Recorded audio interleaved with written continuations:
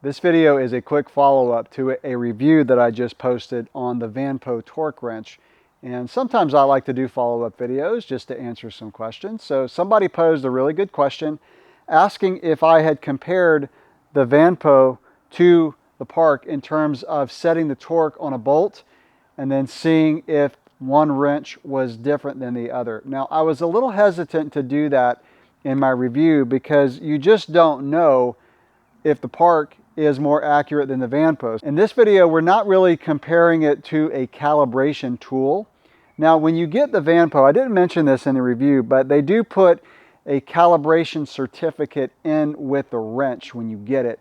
But I don't have any kind of calibration tool. So again, I didn't want to do a comparison like that in the review, but just for the fun of it, we're going to do it in this video. So what I'm going to do is I'm going to set a torque spec with the Park.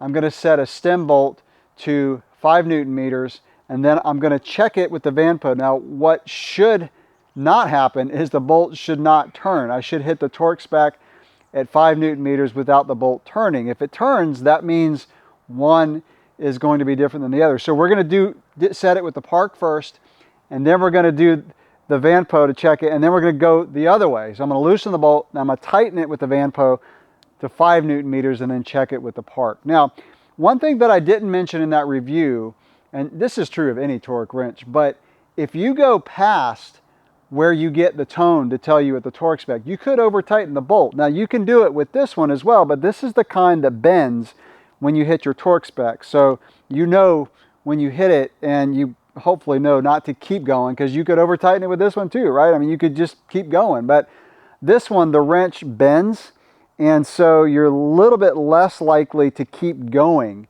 after you hit your torque spec. So let's do this little test and see if we get any variation between these two. So I've got the Park set right at 5 Newton meters. So I've loosened this bolt. Now we're going to tighten it right to 5. And this wrench will bend when it hits 5 Newton meters. There we go. I've got the VANPO set at 5 Newton meters. So as I move the torque wrench, I should hear the beep and the bolt should not move. Now, you probably can't see it on the video, but I'll let you know if I see any movement in the bolt. No movement at all. So now let's go the other way. So I'm going to tighten this to 5 Newton meters. I've loosened the bolt. I'm going to tighten it to 5. Okay, right there at 5. I heard the beep, the solid beep. And again, you don't want to keep going because you'll go past your torque spec. Now let's check it with the Park. So again, I've set the bolt at 5 Newton meters with the VANPO. Now what should happen is I should see the wrench bend without the bolt moving, and that means they're the same. Okay, no movement in the bolt. I know you couldn't see it, but trust me, the bolt did not move and the wrench bent right at 5 Newton meters. All right, so that's my comparison of these two wrenches.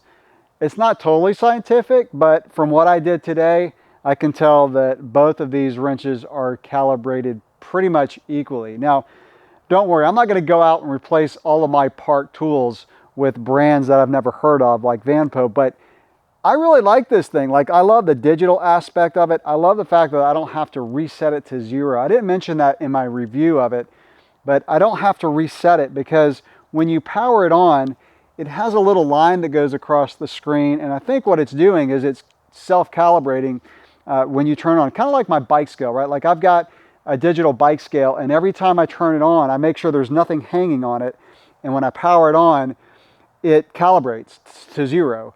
And then when I weigh a bike or a component, I know it's going to be accurate. And I'm pretty sure, I haven't done a lot of research on this, but I'm pretty sure that's what it's doing, is when you power it on, it's self-calibrating to 0, and that way when you use it, it's going to be accurate. And like I said, I don't have to reset it back to 0 like this one. But like I said, I love my Park tools. I have most of my bike tools are Park tools, and most tools I buy in the future are going to be Park tools. But I just wanted to do the review that I did in this follow-up video on this one because I think a lot of people out there would like it. And if I find a product that I think people on my YouTube channel are going to be able to use and help them work on their bikes better, all the better. So if you like this video, please give it a thumbs up for me, and I'll catch you in the next video. Thanks for watching.